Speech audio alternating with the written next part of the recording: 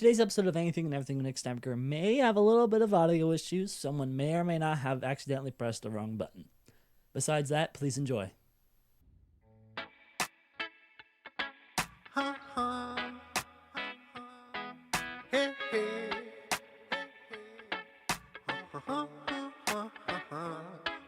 Come take a stroll with Nick down the road, with storyboard and tales untold, from the highs to the lows, get in tune that we go, cause he's your guy, he's by your side, hitting topics that's worldwide. So let's take a ride and make some noise, buy you some merch for you to enjoy, get the word from anything and everything with Nick Steinberger. Let's go.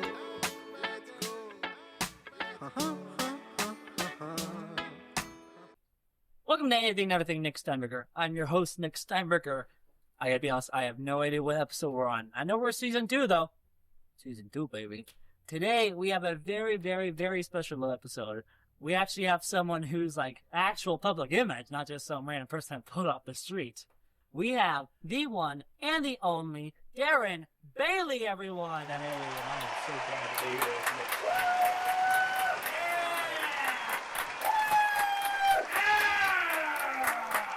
How you doing, Darren? I am doing great. Thank you very much. Of course, thank you. I told Darren before we started filming, I was like, hey, heads up, this is going to be completely different than a lot of interviews you do. So we can have some fun. Hey, it doesn't get any better when you're sitting in front of a bunch of Bucky cheese. That's very true. Silas, can you go to middle shot?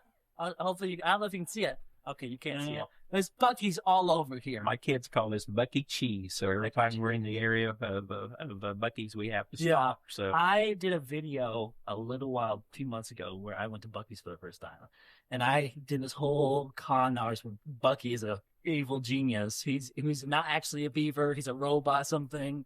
I love it, and I love their beaver nuggets. oh yeah, I don't know what they put in them, but I love the beaver nuggets. they're addictive. So have you been to Wally's north of Pontiac? I have You've got not. to go to Wally's sometimes. They've Is got it just one. another gas station? It's based off of Bucky's, obviously a smaller scale, and it has a theme of summer vacation, which is exciting for me because my family, we'd always load up in the campers and we'd go on a family vacation. So that's the theme of Wally's, but it's a scaled down version of Bucky's. It's pretty awesome. I call it my happy place. If I'm on the campaign trail on I-55 between Chicago and Bloomington. It doesn't matter. 3 a.m. in the morning, if we're going by there, we stop at Wally's. Because I can imagine you're driving a lot. Yes. Really. Yes. I gotta be honest, Darren, I did not think you were gonna respond to my text. I'm not gonna lie. Because one of my fun pastimes, I probably sent over to hundreds of people, of random celebrities or random people, like, hey, I know you've never met me, but I have a podcast. Do you want to come on it? And sometimes I get a response. Sometimes I'm like, nah, they're too busy, whatever. And I got your automated message like, okay, no, that was fun. And then 2 weeks later, before Christmas, I see, hey, Nick, I'd love to. And I was like, whoa, okay, whoa. Once in a blue moon, so I get thousands of messages. Yeah. And if it goes to my scheduler, she watches it. And basically, like I told you, I've had 3 interviews earlier today, so we had the afternoon to fill out. But I just so happened to run across that myself, so I snapped a picture of it. I sent it my scheduler, and I said, I don't know really what this is about, but it's in the right location. It looks fun. Let's do it. So hey, you know what? I will take it. You know, Whoa, that was scary. But no, I was really like, whoa, okay. Hey, let's do it. I'm not complaining at all. thank you for thinking of us. Of course, thank you. So, now to get to the nitty-gritty. You know I'm professional because I've actually printed out a layout for the episode. As you guys know, I never plan out episodes. We just go with the flow. I gotta be professional because I know there's gonna be some people who have never seen me watch this. So I'm like, okay, this is spooky. That's awesome. I gotta be careful. There it is again. I don't know. I kind of like it. There you go. You found it. It's the spring, guys. It's the spring on my little Just got to know when to flip it. thing. So it's okay. So running right back into it. We're gonna jump right into it because we got a lot to cover. So I mean, running for governor. It's a big thing. Obviously you know a lot better than I do. I'm only 20. You're like what, 80? Close. Just a few years ago. Like, what is it, 60, 65? Actually, March 17th, which is primary. Yeah, I was about to say, yeah. We anticipate on winning that, and I'm also celebrating my 60th birthday. Wow. So, well, hey, congratulations. Don't let the gray hair fool you. No. Being a farmer and having lots of children and grandkids will do that to you. So where in the world did you get the idea for politics when you grew up as a farmer? So initially, my state representative started supporting tax increases. Gotcha. I've got 15 men and women that work for me. I've always voted, but I've never really paid a lot of attention to local government because politicians get out there and they tell you what they're going to do, and then they lie, and it just frustrated me, so I didn't really care for it. But at the perfect timing, kind of like your message got to me, I saw where General Assembly was in session and they were going to increase our taxes by 32%. That was in 2018. And I got a little noisy about it on Facebook. Yeah. And that momentum grew because no one was watching or had any idea what was going on. And sure enough, it was a 32% tax increase. I mean, that was in 2018. Yeah. So, that's been 8 years ago. And now we see how much more we're taxed. And essentially, the people, Cindy and I, are very active in our community. We're active in our church. I served for 17 years on our school board. Yeah. When we see a problem, we do take care of it. So many people in our area, when they began to understand and saw our state representative continue supporting this, they got angry. And then they came to me and said, why don't you be our state representative? And I said, no, I'm not farm. I'm not getting involved in it. So essentially, we prayed about it, and we believed that my family was all in. Maybe my boys just wanted to get me off the farm so they could do their own thing. I don't know, but they were supportive of it, and we ran for, and that's what life's about, making a difference in your own circle, whether here at SIU, whether it's, serving on student council, being involved in the community, being involved in your church, getting involved in making a difference and not living selfishly for yourself. That's how Cindy and I live our lives. Gotcha. No, I've always, I grew up in Boy Scouts. I'm an Eagle Scout myself. And I've always been involved. I was a three-sport athlete in probably every club at my school, at Frankfort Community High School in West Frankfort. All these things. And now I'm at college, it's like, oh, I can get paid for it now. This is great. Or like now it actually has impact because it affects other people. And honestly, it's a really good feeling. Because I know for me, I've always wanted to be behind the scenes. I've always wanted to be part of the reason why something happened. I think that's partially why I love theater, is because I get to be. If you can see some of it up here because it's blocked off. But for those of you who are just not tuning in, a lot of theater you can't see. Darren can confirm. There's a lot of theater stuff happening over here. And listen, I admire that, and a lot of times so that's awesome. That's noble. Yeah. And then thank you for that. Because sometimes then people will equate the fact that, I'm running for governor, I'm running for, that I want to do this. No, I really don't want to do this. 250 years ago, we had men and women step up and put their lives on the line, their businesses, their homes, their families, to create this wonderful constitutional republic we live in. Yeah.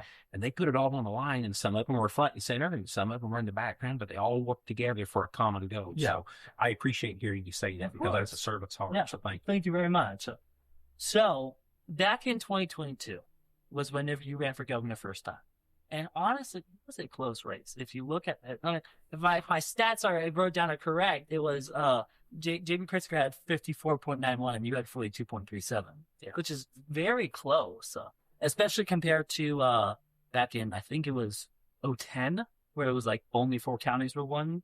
Right. I think am I correct? Right. Okay. You're correct in saying that. No, this was one of the closer races, even though media that doesn't like me says, oh, he got blown away by 12 points, but, the harsh reality of that is something, and it's really has to do locally. It has to do with school, your voice being heard so there's 8 million people who are old enough to vote in Illinois. Only 70% of those are registered to vote. So in 2022, there was a 43% turnout. 43% of the 70% voted. Yeah. So about 30% of the people across Illinois are steering our ship. Yeah. And my goal is to empower, just like I did. I got involved. Get out and vote at the bare minimum, please. Then that was one thing that I've noticed different from your last campaign is you said it yourself. Let me get my note. You're going to see me reading this thing because I don't, You said your last time that our message needed change. I'm quoting you on Yes. that. No, I did. And so what is different about this approach? Obviously you have Aaron Del Mar, from Cook County, and what else? Like why do you think it's going to be different? So my farm is 30 miles south of Effingham, Southeast Illinois, super conservative district. And, my time as a state rep and a state government, a lot of people and a state senator, many people in our district and our area and who were surrounding me, we were frustrated about a lot of social and moral issues. Yeah. And so that's the flag that I carried. I mean, it was, taxes are too high and the Safety Act's wrong and our schools are failing, but still it was social and moral issues. And when I get across the state, that didn't resonate with everyone. Yeah. And so then, I guess if people don't like my message, I'll just go home and stay home. Yeah. No, 6 months ago, I had no thought of running for governor. And same thing, people started kind of calling and encouraging us. So we got together some, smart political people. Yeah. The first question was, okay, can a Republican win the governor seat? Yeah. Yes. What about a Southern Illinois farmer with this, the people of North call an accent? Yeah. Yeah, that's possible. Okay, then what needs to change? And how do I get that to happen if it can't? So that's where we said we've got to figure out what the majority of Illinoisans have in common. So it's an 80-20 approach. Yeah. So people can't afford to pay their property taxes. Mm-hmm. Energy costs keep climbing. So both of those making rent increase. Yeah. People can't afford to stay in Illinois. Everyone knows someone that's moved out of Illinois in the last 10 years. Yeah. They moved out of Illinois because they can't afford to live here. There's more opportunity elsewhere.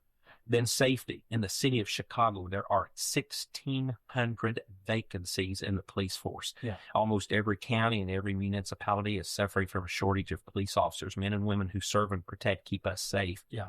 And then ultimately education.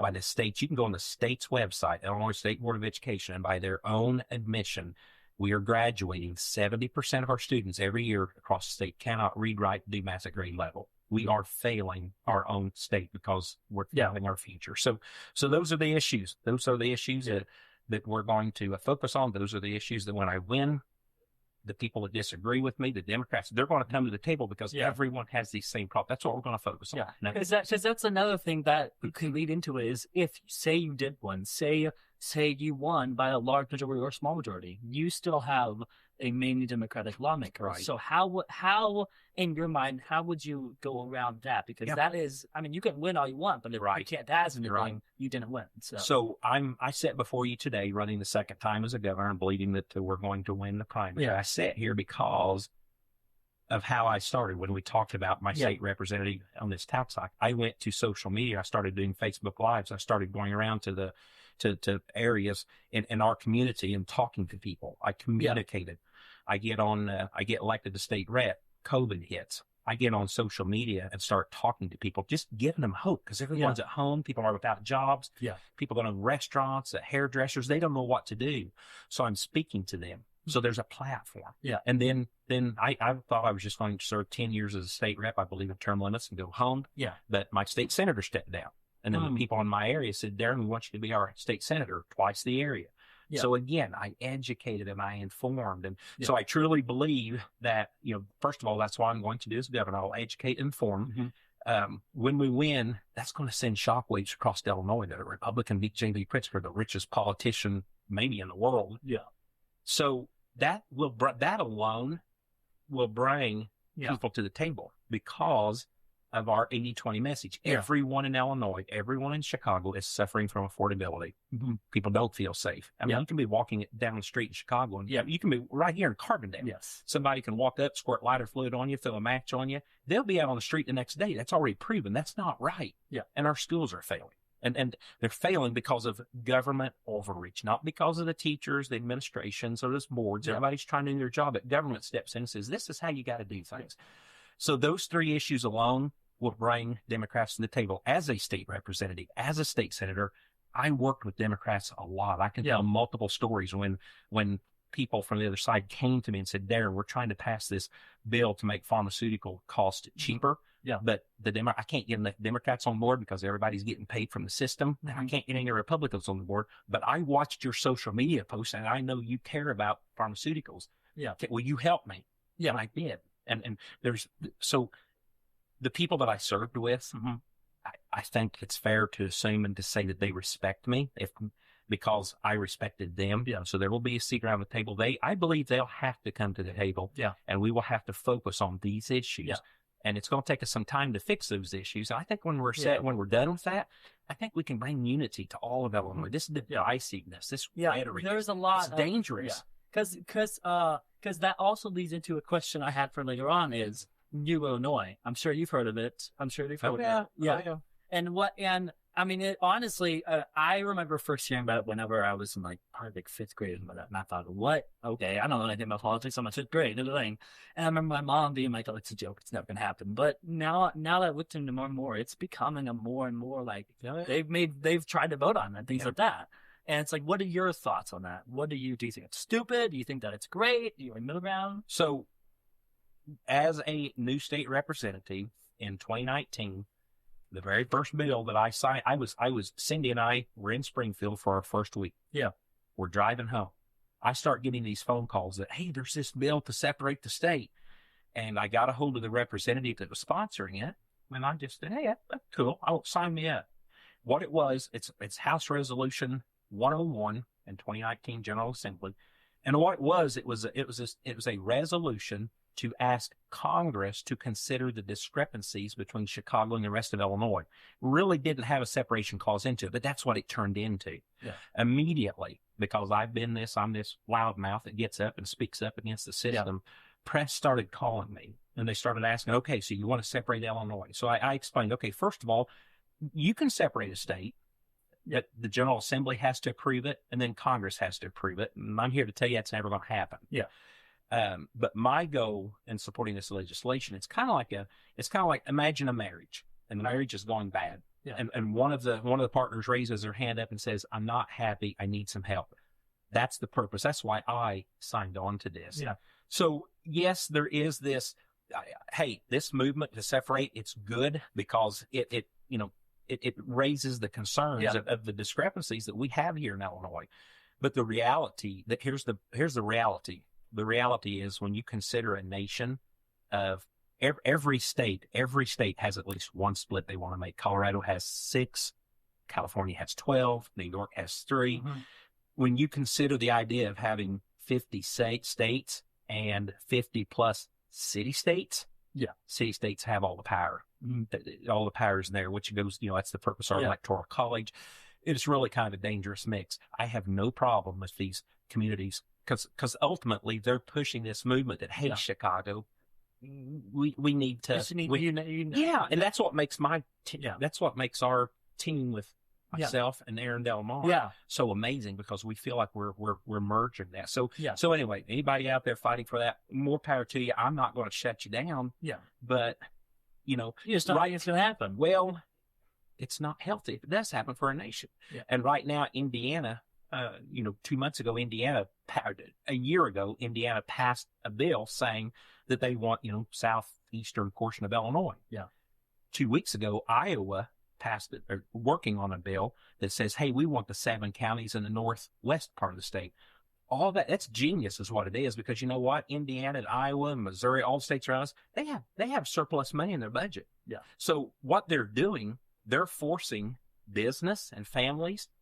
What's different over there? John Deere sitting up in Moline, they could move to Iowa and their corporate tax would be half of what it is here. They just have the interest. Okay. So it's a business grab. Yeah. And that's what we have got to have in Illinois. We've got to attract business. That'll attract families back. That'll get this economic engine working. Yeah. That's the solution. Yeah. So whenever you mentioned Ellen Demar, obviously he's your running mate for governor. Was the main reason you chose him because he's from Cook County? Was it for his beliefs? Was it for, what was it for? So, those calls that I told you earlier, I wasn't running for governor. Yeah. And then certain people started calling and said, Darren, we're looking at the field here. We don't have any strong leaders. Yeah. You need to run for governor.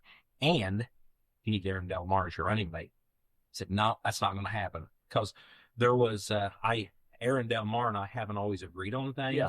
There were stuff on social media. I've seen the clips. Yeah, I've seen them. So that's what these people started telling me. They said, Darren, everything you believe and everything you said about Aaron, it's not true. We've known him all of his life. I said, well, it must be true. It's on the internet. Everything on Facebook and the internet's true. That was a humbling moment. If I get anything across to anybody, I want to use this for this purpose because after several people within a week out of the blue called and suggested that I run for governor and that I have Aaron as my running mate. Yeah. We decided to meet. I drove up to his place of business. We both have just going to be, I was headed to Chicago to see Don Jr. So we just both agreed it's going to be a 30-minute conversation. My wife was with me and a couple other people. We were there for 4 hours. And in that 4-hour time frame, at the end of the conversation, I got up, I walked around the table, I hugged him and said, I am sorry. Do you forgive me? Because I'm telling you, if I get anything across, and because that's ultimately what happened. These people that knew him said, Darren, have you even talked to him? Yes. This nonsense is not true. Because that's one thing that I always, because I have a lot of kids who I work kid in theater, and a lot of times when they're younger, they can feel depressed a lot more. And they always have issues, and just kids bantering with kids, things like that. And it's always like, you can't assume. You cannot assume someone is this person without confronting or talking to them. So, and I believe that. Yeah. But I failed to do that in this instance. So just, if you're listening and if you've got a problem with a friend or a parent or sibling, make an attempt to make it right. That way because that's what I thought. I'm going to do everything possible. I'm going to have this conversation with Aaron. We're not going to agree on anything, but at least I can say, hey, I tried. Yeah. And when I sat there and found out the things that I had repeated were not true. Yeah. Wow. So then after that, we spent the next 3 weeks of, just delving into what this has got to look like. And gosh, that's what makes us different from anybody else running for government. We started from the ground up. Yeah. When we saw a problem, I ran for school board. We were involved in church leadership. Then I ran for state rep, and he's the same way. He was precinct committee person, highway commissioner. He is chair of Palatine Township, which is one of 15 townships in Cook County. It is the only township that operates in the budget. They have a surplus of money. And that's real. And he knows Chicago. He knows Cook County government. Yeah. So merging, him with me, with knowing the problems, coal mines, oil fields, or, the differences between Southern Illinois University and Chicago University. I mean, you can see it walking on the campuses. Yeah. We have got to get more attention to the rest of Illinois. Yeah. And that's what we'll merge. Yeah. So not growing up, but as you've learned new ways to run compared to last time, have you learned new strategies, ways to do it? What has the biggest issue been last year whenever with the helicopter incident? Would you say that's the biggest one? Would you say it's something else, or? Rephrase your question. About last year? About last year with your family, whenever the helicopter happened. Would you say that is the biggest issue that you've personally faced with running again, or would you say it's something else? Or because obviously that was a horrible time. Yeah. It was a horrible. I'm sorry. I'm sorry. Thank you. And I'll tell you what, we felt the goodness of Illinois through this journey, and it's amazing. So, we were the last people, I was the last candidate to announce because I wasn't running. Yeah. We announced, and literally within weeks, my son, his wife, and the two of my grandchildren were killed in the helicopter crash. So then, honestly, the campaign went on hold for 2 months. Yeah. And Aaron Delmar kept it moving on his own. We had to turn in petitions. We were still collecting petitions. We turned in more petitions than anyone. And it's just the grassroots, just people stepping up, sending stuff in. So Aaron, that's the power. Aaron was going to run for governor himself. So that's the cool thing. You've kind of getting 2-for-1 deal. Yeah. But we really never had time to think that, am I running? Am I not running? Because for the next 2 months, it was beautiful. Just our family, we were together every night at our homestead. Friends were coming over. People were bringing food. Oh my gosh, it was amazing. But then the time came. During that time, my son Zach, he loved to fly. Yeah. So he was actually looking at moving to Texas or Florida to fly for Border Patrol or spraying mosquitoes in Florida. He loved to fly. And he was looking at that exit plan because his wife homeschooled their children. And Illinois is, homeschooling is constant. It's becoming under attack by the current state legislature. So I knew that. So, we're finding credit cards and all the stuff that he has, getting into his computers. Yeah. And when I got into his computer, I saw some transcripts back and forth, and he was actually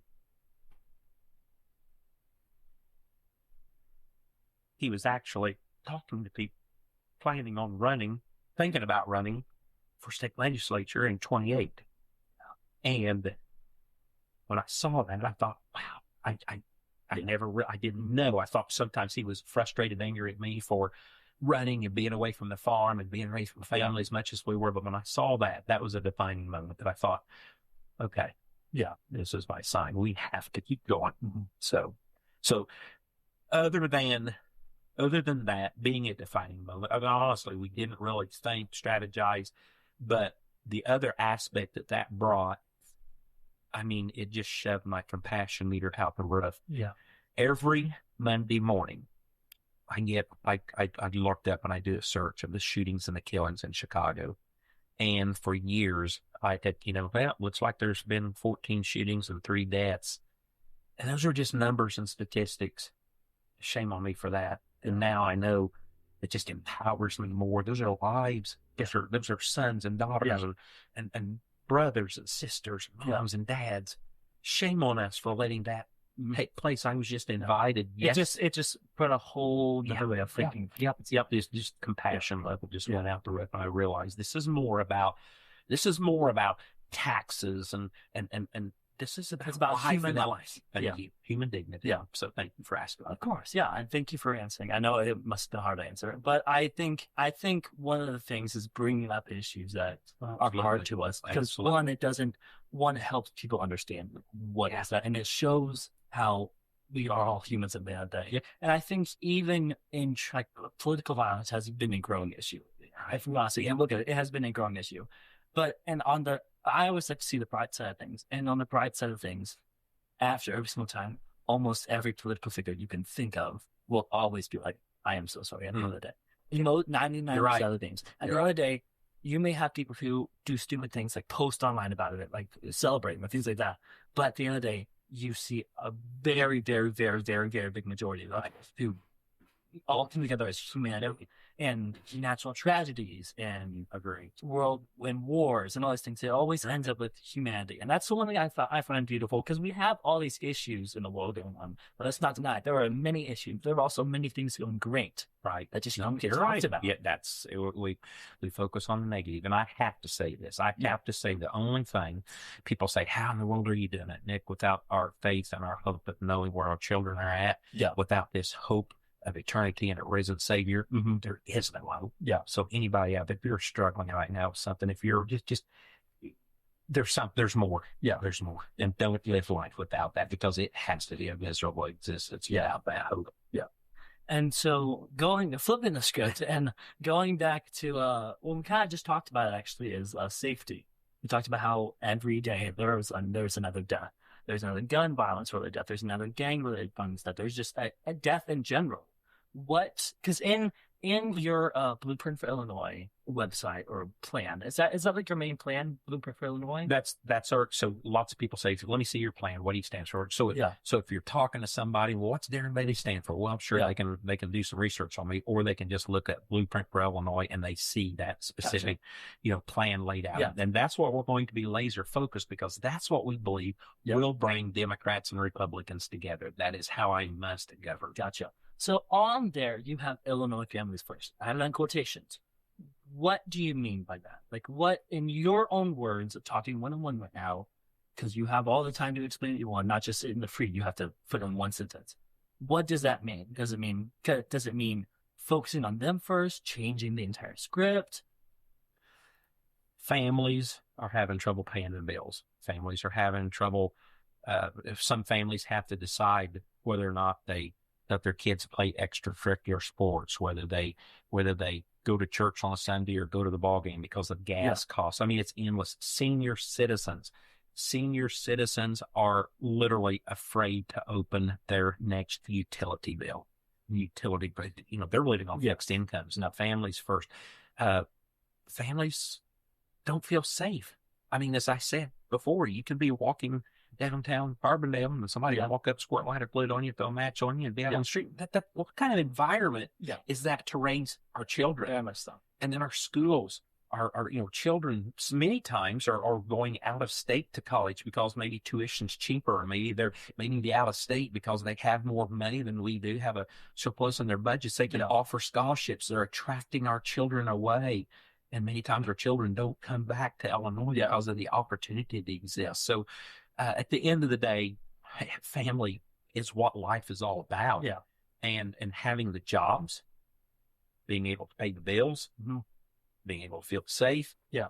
And knowing that when our children are going to school, they're learning the basics that they need to survive and thrive, and that they will stay here and earn a future in journalism and plumbing and electricity, and working for the union, working in the coal mine, running for government. Yeah. That's the hope that we must have. And that hope is being extinguished in Illinois. Yeah.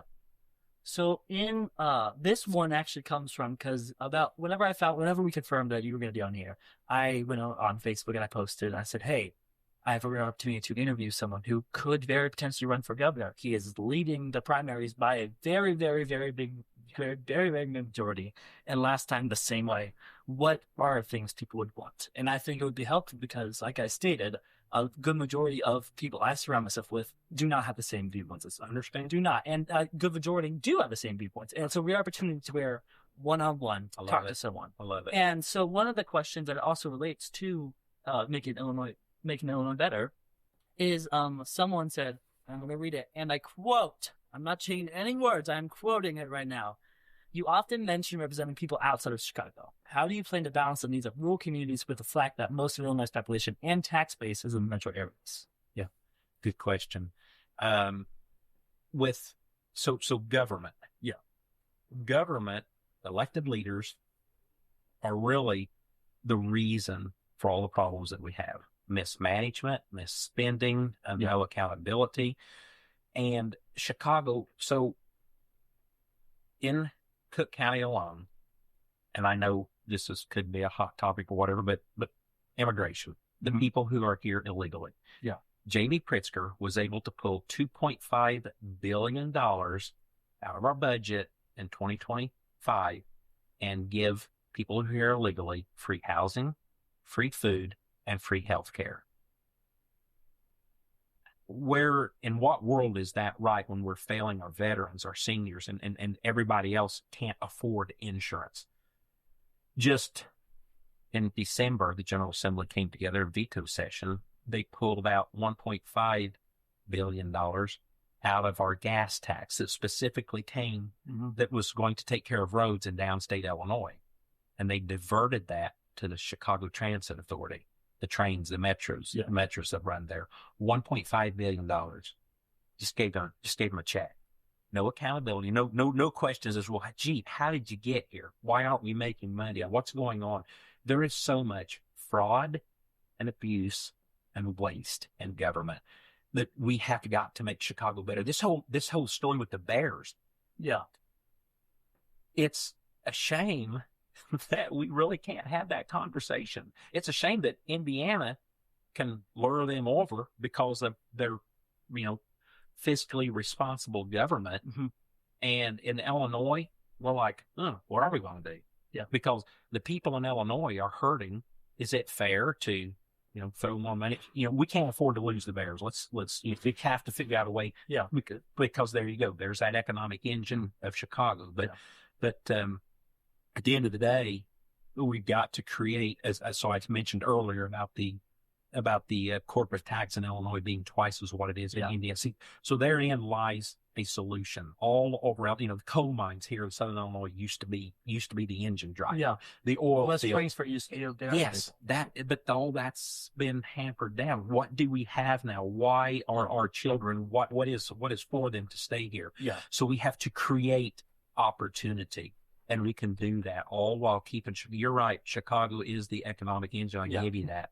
But at the end of the day, there's too much of Illinois to ignore and just to turn your nose at. So luring the answer to our problem is luring business back here, luring people back here so that they can afford to live here, they feel safe, and they love their education. Yeah. So that's the main, and so it's a little bit, our messaging, it meets the people of Chicago this time. Yeah. 4 years ago, they weren't as financially strapped as they are. They are feeling it. They know that something's not right, and something has to change. Yeah. So, with Aaron being able, and those doors are open. And he understands what Chicago is. Yes. And he's lived there. Yeah. Understands it. So I've got people from Chicago reaching out to me. They're saying, so because of the tragedy we went through, Chicago media, I was soon afterwards. I mean, it was, I would never trade this for anything, but, as God would have it, there was an opportunity there. And in Chicago media allowed me to basically tell my story. And then basically I was dubbed as Darren Bailey 2.0, that, this is a different Darren with a different message. So people in Chicago got to see that. And because of that, 2 days ago, I got a gentleman that'll fly me around the state, and he flew me up to Schaumburg because, a Chicago business person wanted to meet with me and talk about the future. And there's just opportunities like that happening a lot. So no, the door is opening for Chicago to where, we are able to merge. They know who Aaron Tamar is, and he understands Chicago. And I believe we'll be able to work together. I mean, I gotta be honest. I did not know anything about you before I reached out. I kind of just like, oh, he's the thing. I'll look him out. I'll type him. When I text people, I was like, I don't know who you are. Well, come on, you got a lot of followers. I'm serious. That's what I do. Awesome. And then, but after you first texted back and I started emailing with your assistants and your people, I looked more into it. I've learned backstory about it. And a lot of times it kept popping up. Darren Bailey 2.0 new campaign. Okay, like thank you. Okay. And so I kept more and more on.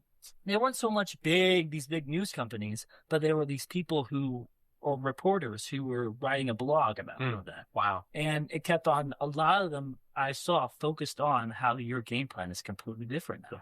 And so I think are these, and a middle ground person, I think it's gain traction. Oh, thank you. I think that message of this is a different run. Well, that's who I am. Farming.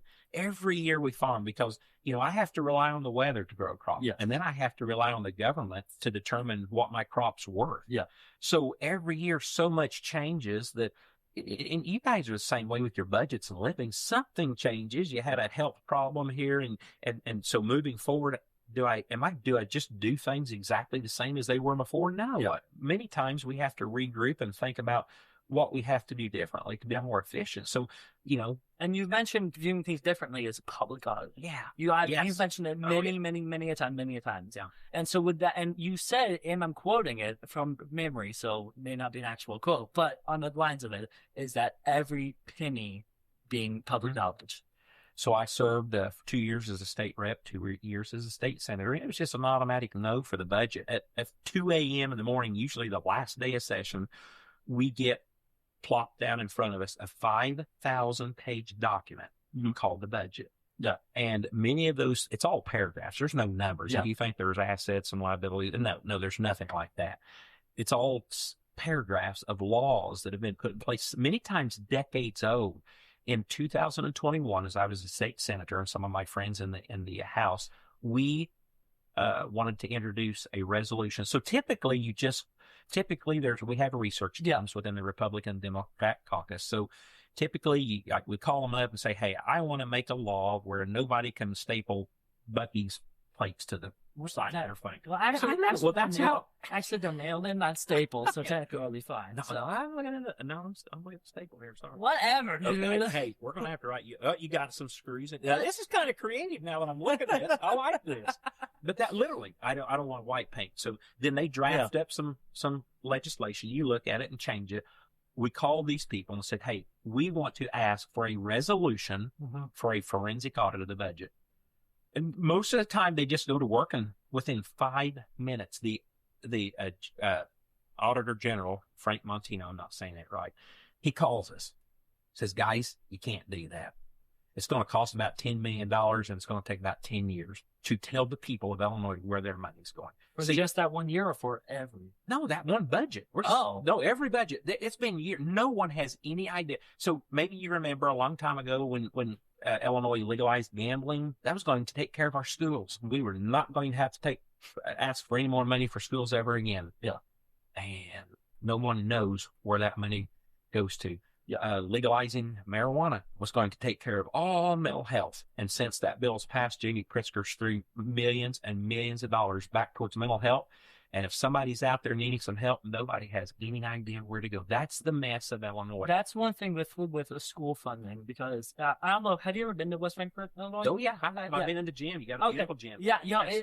When it was built, it was one of the biggest in the country. It's amazing. Somebody had forethought. That's what I'm talking. Yeah, whoever was on the school board then and built that. Yeah, they had the right amount of forethought. Have you been inside the high school recently? Not recently. So there, whenever I graduated, which was in 2023, it's been a ways since my brother was in it. He graduated in 2018.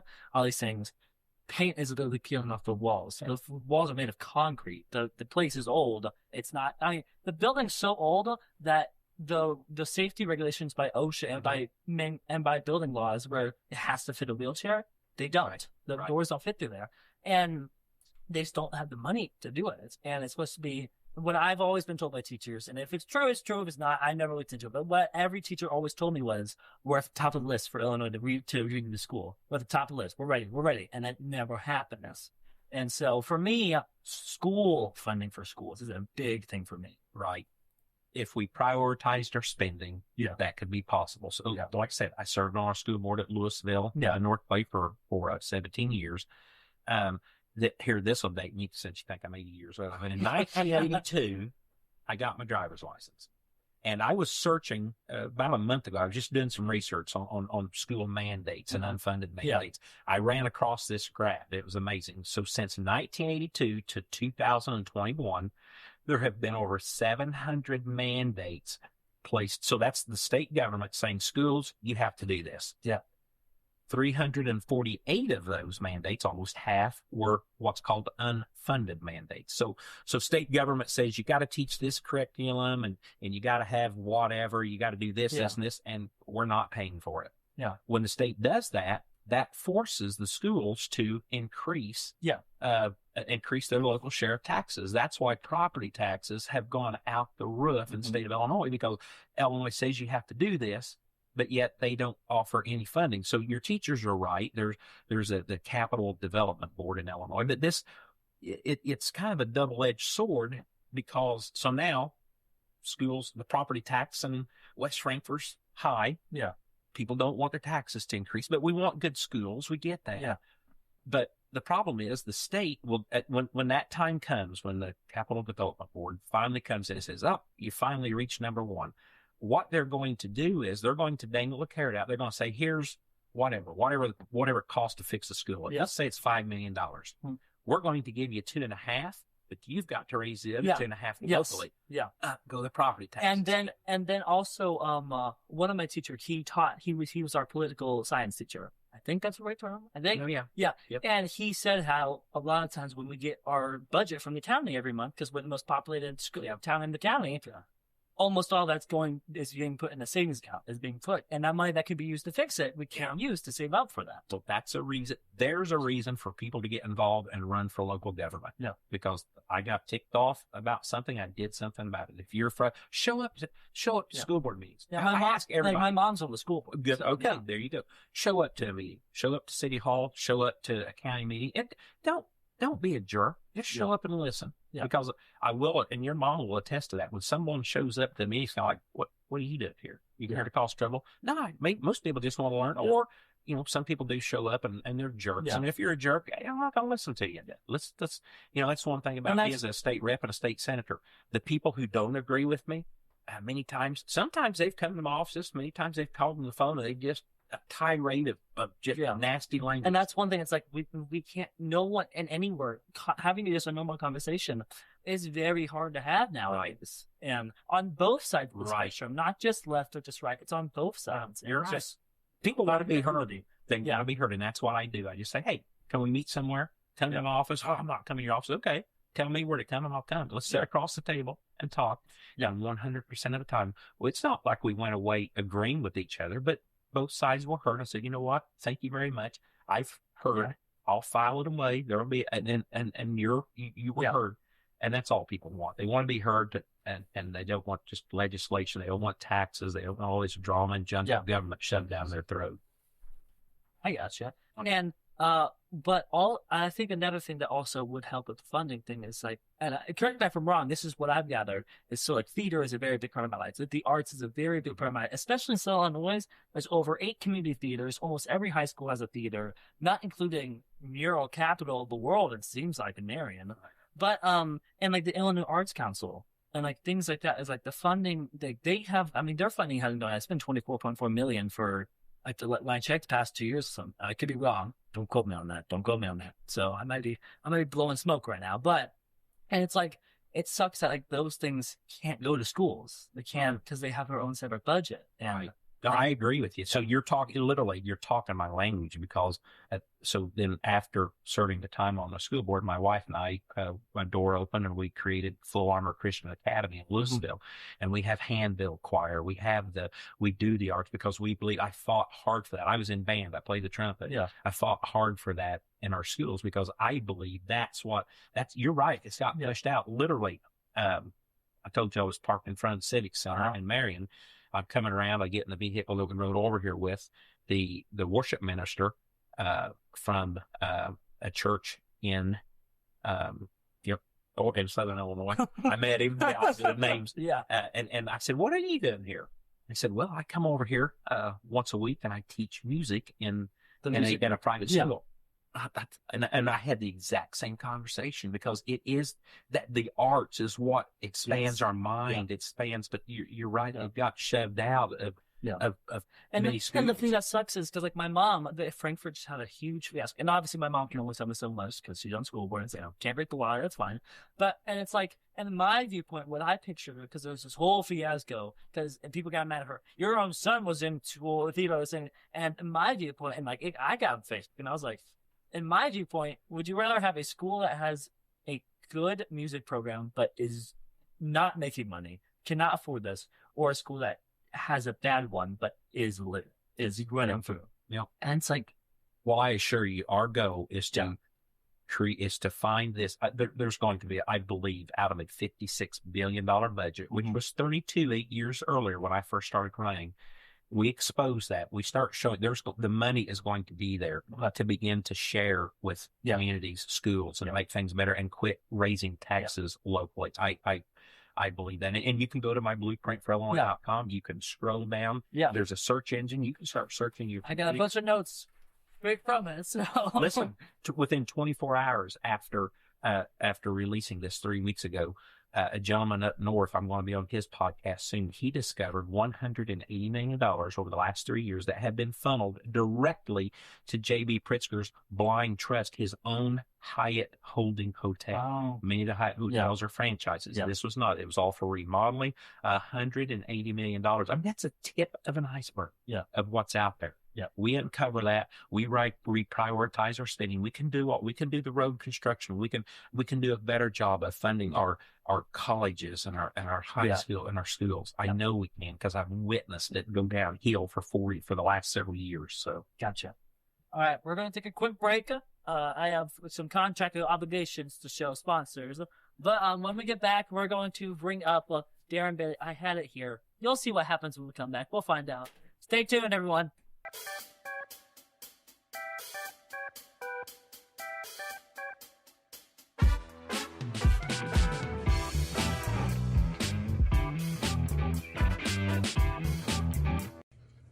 Montage time.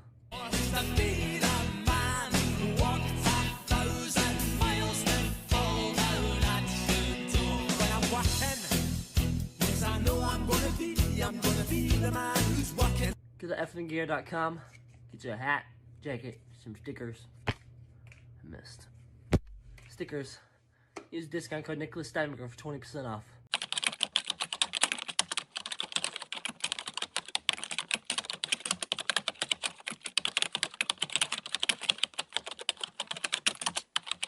So welcome back. I hope you like my spots things. It was like not that long. So for us, so ignore that part. Just editing. Editing is a beautiful thing. Back to the podcast now. So back to the business. So education. We've talked about it a good chunk already, and we've talked about how education is primarily for younger people. Obviously, people can go to college, but primarily it's for young people.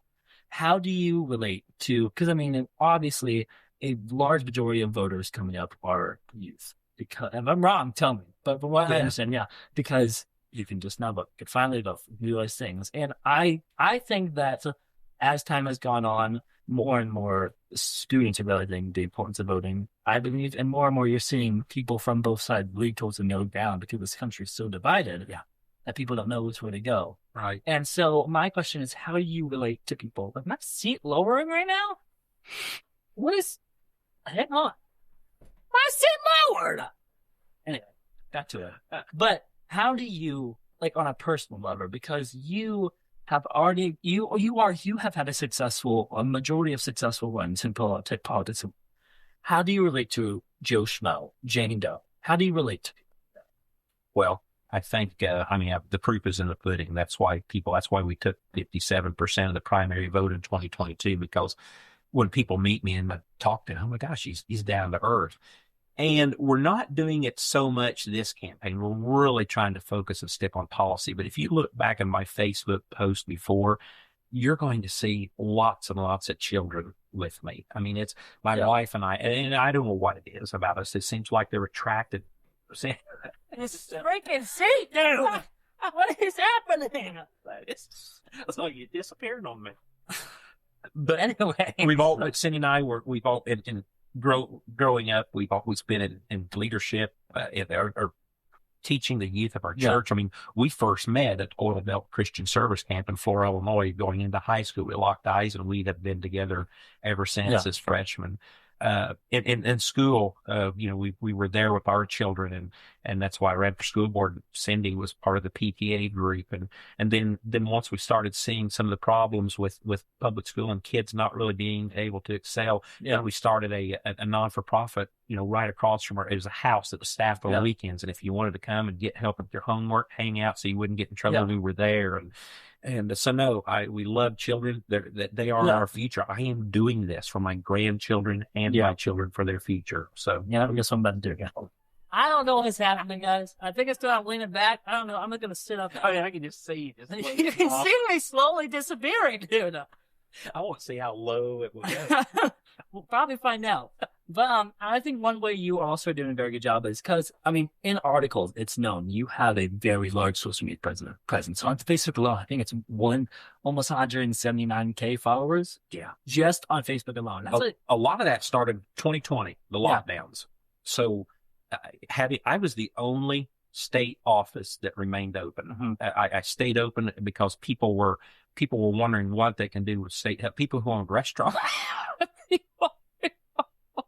Groceries, there was perishable items, and they're like, "What do we do?" So people were calling in all the time. So we had 2 weeks to flatten the curve. My birthday, March 17th, was the first 2-week lockdown, and then in April 1st of 2020, that's when it all started. And my wife Cindy says, "Darren, you need to go on every day in April at 8 a.m. and just read out of the Bible, give people hope." I did that for 30 days, little knowing that everybody was sitting home, and a lot of mothers with their children and were focused down on us, and that's when you realize, people are seeing us. Yeah. So, give me a second. Hang on, guys. You talking? Do your thing. I'm going to get another chair. This is ridiculous, dude. I'm trying to host a podcast. This stupid chair don't want to work. We're on camera. Don't want to work.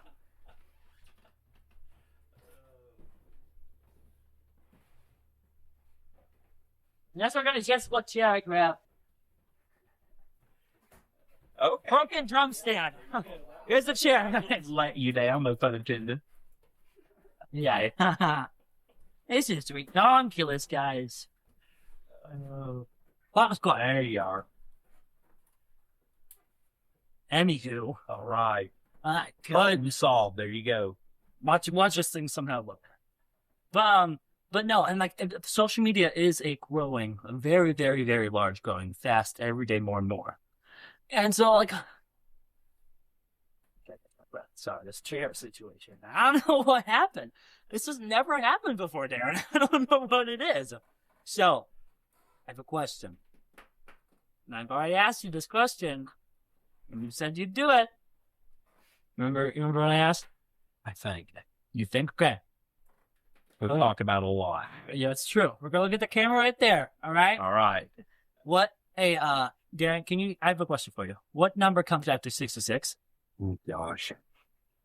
6, 7.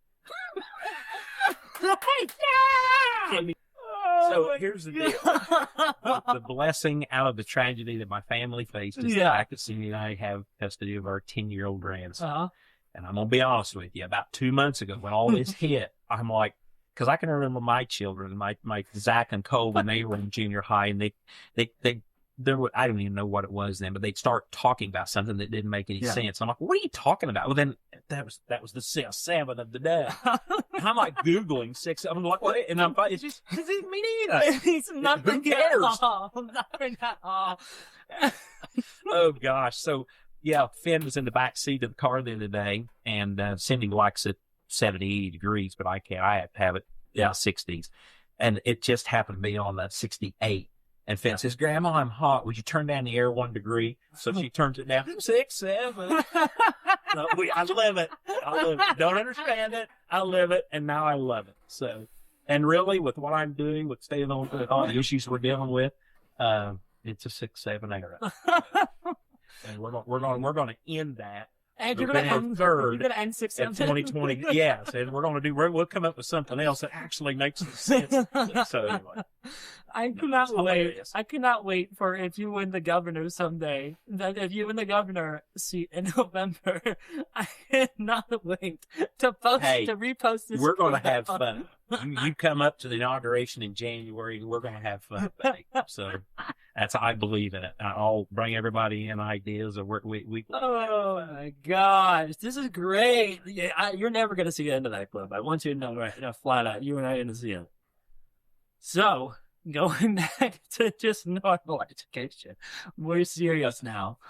In let me get this out. It's not that funny. Let me play some random music. You just didn't think somebody was going to be serious. I did not. No, I did not think it, Darren. I'm really happy you did. We get some waiting music. We get all that.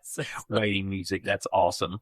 Okay, I'm good now. I'm chill. I'm straight. So, in education, running back, more serious, flip on the script. So you, we've talked about a ton. But we also, I believe a lot of people believe that children have a future. No matter what, I think children have a future for many generations to come. And you have talked about going back to the basics in education, by going back to the basics subjects, math, science, history. Yeah, civics, learning how to balance your bank account, pay your bills, just learning how to address an envelope. I mean, that's all forgotten knowledge. And we've also mentioned in the basics, getting government out of schools, getting that out. Absolutely. Whether it's through genders in sports, whether that's through removing removing political agendas out of schools. Can you elaborate on that? Oh gosh, you pretty well said it. Local school boards have the power to I want local communities to decide how they want to educate their children. Yeah. And along with that, we're going to create school choice. Parents are out there, paying their hard-earned tax dollars, most of which go to education. Parents should be able to decide where they want their children educated at. Yeah. So, and when you bring on competition, you have school choice. And the school choice means a lot. It means, yes, if you want to go over here and send your child to private education, then money should follow that. Or if you want your child to go to another area of school, you should be able to do that if you live within, reason to make that happen. Yeah. So it's just like business and everything else. Competition is good. Yeah. Competition means accountability. Because with school choice, that's one thing. I saw my friends many times. I'm not going to name, but they lived in town with me, but they did not live in town on the school 3 towns up. But they went to the school, they got up, or they went there because there had been opportunities. And in the rule book or in the law. You're not supposed to be able to do that. So there is one. It maybe I'm not saying this is so, but if their parent, if mom and dad work at the school, you can do that. Okay. Yeah. So if their parent were a teacher, a custodian, bus driver, whatever, they then are allowed to do that because it makes it easier getting them to school and picking them up. So I got you. So that I would assume that's probably why that happened, because many times with the tax dollars, local community schools, they fight for, against stuff like that. Yeah. Well, I'm still recovering over that. I don't know why it's so funny to me, but it is. So, we're gonna go back to I think we've covered pretty much the main things in your agenda. Am I correct? The main we have points? Voter turnout is a huge issue, and what you're saying is exactly right, guys. My plea is, what do you have to lose? You give Jimmy Pritzker another 4 years, you've got everything to lose. This man's going to be running for president immediately after. There's nothing good that's become out of 7 years of his reign. It's these things we're talking about. You hear it. You may not be feeling it. You may socially, you may kind of like some of this stuff, but let's focus on the reality of living and working and surviving and growing. And here in Illinois, it's been hampered. And even if you're not voting for Darren, or you're voting for Jimmy, no matter who you're voting for, voting is it's so much your duty. You're this play that you talked about, and the men and women who serve. Anytime someone joins the military, it is for various reasons, but the bottom line is they know, as your place suggested, they might be called to serve on the front lines. Regardless of what they do, they are protecting our freedom. Yeah. And our duty as American citizens is to uphold that freedom. And we do that by voting. Yeah. We do that by if you're watching this. It's a civic duty. Yeah, it's a civic duty. So get yourself educated on people running for local office, judges. I hope and pray that many people listening here, maybe this will be your first time that you get registered and you actually vote, because that's what this constitutional republic offers. Yeah. And for those of you that don't know the play he's talking about, it's a musical. I'm going to correct you. I'm sorry. You're good. It's a musical, standard issue. It's on the poster over there. It's been up for a while. It was a musical way last year in June, written by Dan and Hank Diner. It's basically all about the military. It's a really beautiful, original, never done before, written, composed, made all in Southern Illinois. So local to around here, to probably almost everyone listening to this. And that's context behind it. There's plenty of stuff about it. That's a whole other episode. You've heard talk about it. But so staying on track to social media and people's civic duties. It's also people's civic duties, I believe, to question, to ask questions, to be. So get engaged. We're gonna bust out the rest of our little sheets right here and finish it off, because that's about all I got after this. So, and my goal as a podcast person, because originally when I first made the podcast, I was like, I want to make movies, and I'd make fun. I interview my friend, and I'm going to interview my friend, but I might as well get a podcast. And then I got a really nice fast food refund in the mail, and I said, you know what? Instead of saving that for school, I'm going to be dumb and build a podcast. And here we are now. So here we are. The other question is, did I already ask that? If this looks bad on camera, we're going to edit this out. Who knows? I might keep this. So, yes. Got it. Don't worry. Locked in. So, how do you balance party priorities with the needs of your constituents? Constituents. Word of the day. Constituents. Put it right here. In the corner right there. Constituents. How do you balance with those when those two don't align? And can you give an example of when you might do that? Oh, I'm going to be doing it day one. And that's what we're literally, I kid you not. And that's what we're dealing with right now. We're focusing on only what all Illinois, what we believe, 80-20, what 80% of all Illinois, that's affordability, that's safety, and that's education.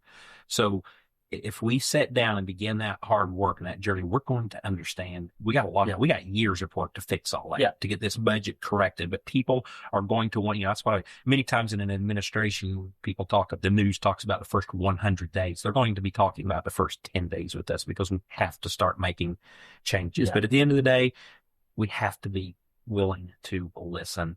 The Republican Party has I've driven home some of these issues too hard because I mean, where I come from, the vast majority of the people, think like me. That's why they elected me. So now, several years later, everybody's realizing, gosh, what we're doing is not working. It feels good to stand up and wave that banner of freedom and say, this is how it's got to be. Yeah. It's not working. Yeah. It's causing divide. So what we need and what we haven't had in a long, long time, as you suggest, is a Republican who has been elected and actually starts doing what they said they were going to do. We haven't had it. We had Rauner, we had a billionaire back in 2014. He immediately went to war against the unions and Mike Madigan. He was shut down. He thought, because he had the money he could do and say what he wanted to say. That's what we got with J.D. Pritzker right now. Many of his agendas are purchased and bought for by him. These, legislators on his side of the aisle, they want to get reelected. They do what he says, or he puts up a primary against them. So literally all these things we've talked about, doing it, putting it into action with the seats at the table. Hey, the reality is I'm going to be in the minority and maybe the super minority with the Democrats. So we're going to have, but they are going to have to come to the table. Yeah. And I'm going to do what I've been saying that I'm going to do and focused only on that and no other agendas outside of that. Yeah. And the next one actually also bleeds into that question of balancing with other people's priorities. So this one, I know all the words, so we'll be okay.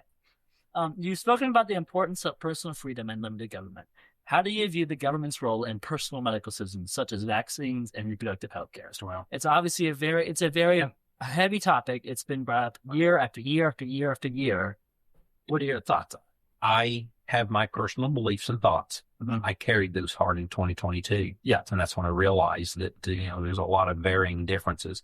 I'm not hiding anything. Everyone knows how I feel and believe on those. Yeah. That's why I'm saying, guys, let's focus on these bigger issues that together we can fix. Yeah. And by the time that we spend working on affordability, safety, and education, we're going to learn each other. We had working groups in Springfield, and they lasted 2 days where we sat down. I really thought we were going to make some change. And then JD said, no, it's canceled. We're just going to go ahead and spend the money. That's literally how it worked. We have got to figure, we are better together. We as Americans and as Illinoisans have more in common than that which separates us. And I want to find that the time it's here. No more divisive rhetoric. No more. Let's focus. I can't change any of that stuff anyway, being that minority. So if I'm as governor, I'm giving my message. That's what we're going to focus on. People will see my sincerity, my integrity, my hard work. And then maybe at the end of the day, that will afford these conversations to come together and push out some of this other divisiveness that separates us. But that's going to take some time. Oh, yeah. 100%. Yeah. Especially, I think, if you did win, you would be the minority of it. It would take time to get past it. Yep. So, last question from online. Because when I look at these questions, I asked some of the questions throughout the episode too.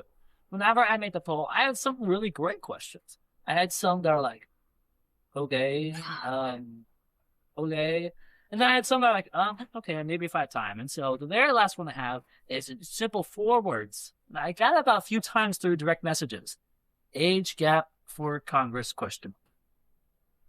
What are your thoughts on that? Like a minimum age? Gosh, over age? yes. A term limits would solve all this. Yeah. I'll tell you what, 10 years. 12 years. Yeah. I've always fought for 10 years. I would go 12 years because a federal Senate is 6 years. Representatives, congressman's 2 years. Yeah. State level, state rep is 2 years. And the Senate is 4 years. So let's just say 12 years. Yeah. 6, 7 years. I truly, this stuff. But what happens is, people, when they get elected, then they become friends with the lobbyists. They become friends with on both sides of the parties. And then all this money gets filtered in because then many times they start doing things against what they said they was campaigning for. And they get lots and lots of money. So if you decide you want to run for state rep, state senate, you're sitting looking at the incumbent saying, gosh, they got all this money. And you know what they're going to do with that money? They're going to find everything wrong with you and pummel you with it. Yeah. And nobody wants to endure that. So let's free this up. And I think it's an absolute disgrace what we're seeing in D.C. right now with some of these people that even many of them in my own party that are even older than you. Just a little bit. Yeah. I pray that you're going to hold me accountable. If I ever get up and have that senior moment and you're thinking that you come and tell me, Darren. Darren, you just have to go up around. No, send me out to pasture. Not Old Yeller, no. Okay, before we wrap up, we're gonna start this new thing. First, I want to thank Darren for coming on and giving us. This has been fun. So thank you very much, and I hope the election goes in your way, and I hope that you see things in a way that you think are fit best. I will, and sitting here in downtown Carbondale on SIU campus, I get it. Yeah. I see it. I know it. Let's be civil. Let's work together. Let's give each other a chance. Give me a chance. And see what we can do. You're not losing anything for it. And I will listen to you. Yeah. So, do you don't have to answer this. I'm genuinely curious about this. So, because, I mean, like I mentioned, it is a smaller podcast. I'm not going to lie. If the people who are also running for the primaries, say they're watching this, say JB Pritzker ends up watching this, what, if you could look at this camera right now, you don't have to. You can just say, no. End the show or whatever. Is there something specific you would say to them? You can say no. That's completely okay. Well, I'd tell J.B. Pritzker the same thing that I told him when I called him and conceded in 2022. I said, J.B., lighten up on the people of Illinois. I would tell my co-competitors who are running in the primary, I would tell them on March 18th, when we're posting the Unity Breakfast in Springfield, Illinois, be there. In 2022, I mean, I won a 6-way race with 57% of the vote. It was the most expensive. There was $50 million from another candidate that was all spent pummeling me. And it just, by the grace of God, and we're going to see that same split. But everybody walked away in 2022. And to my friends that are running, be there. We must work together as a party. And revamp and revitalize and regroup, and we must march as one, and we must be listening. It's not our way to the highway. We must. So that's my message. I got to jump at both of them. Well, again, thank you very much for coming on. I'm gonna try to do a little challenge here. We're gonna go back to the old chair. Give me a second, guys. I bet. We're gosh, this thing lowered all the way to the ground. Look how low it is right now. It is so low. Okay. All right. I'm gonna race against the clock on two things. We're gonna race against trying to get all coming up. So I'm going to start trying to be professional in this podcast. And I'm going to start doing what's happening next. Because a lot of times people will say, oh, Nick Poston, let's watch. I need to be more professional. So we have until this chair hits the ground. So coming up on anything, I'm going to restart. Run it back. I'm done. Darren's probably like, let me out of here. So go to me. Go to just to me. And then when I'm done, go to Darren. Go to both of us. So coming up on anything and everything, I watched all of Stranger Things in 4 days. That will be a YouTube video. I sat down and I binge watched every single episode of Stranger Things before the finale. I didn't get much sleep. It's going to be a fun video. See it? Then, this is also not in any particular order. We have Tristan with the Heartland Herald on the podcast. We have Brian Martinez with Velocity Recording. That will be live February 20th at 8 p.m. Central Time Zone. Be there. Brian is a very good guy. I've worked with him on Standard Issue. He recorded the album for that. Amazing guy. Make sure to tune to that. I'm moving, baby boys and girls. This podcast is a moving location. My landlord is selling the house, and I gotta boot it. So, we are going to be moving locations soon in the next few months. Stay tuned for those updates. Probably be another month where I don't post moving it, but you'll be okay. I promise you'll be okay. Then we have Dawson Essex coming on the podcast. I got no clue when that's happening. We're both in this show right now. But it'll happen one of these times. We'll find out. I'm also dropping an album, baby. Yeah, I know. It's not an actual album. I'm singing musical theater songs, and Brian's the audio mixer for it. So you should tune in. Hear me sing a few tunes. La, la, la, la, la. Like that, you know? And there's a lot more to come. I mean, we're planning a lot of things. My goal, now that I've had someone who, actually, can give me some viewers. Thanks, Darren, for that. My goal is to actually be productive and start, consistently uploading. There's the sound again. And be consistent and actually about it. So, yeah, that's about it. Darren, thank you for coming on. We're going to end it in old fashioned, but you guessed it. I know you guessed it. Oh, that's just, okay. We're going to run it back. Hang on. Hold on, guys. Don't even worry. Told you, Darren, it's going to look unprofessional. You said it was fine. Hey, you realize you got 13 Bucky plates here? You know what 6 plus 7 is? Well, thank you, Darren, for coming on the podcast. Be sure to go vote on March 17th if you live in Illinois and anywhere, quite frankly. It's your right to vote. Be sure to stay tuned for anything and everything that Nick Steinberger. Watch my podcast, buy my merch, and go vote more specifically. I know you probably can't understand what I'm saying with this reggae guy singing, but thank you for watching. I appreciate it. Thank you very much. Shot is going to get the word from anything and everything with Nick Steinberger. Let's Cut go. it.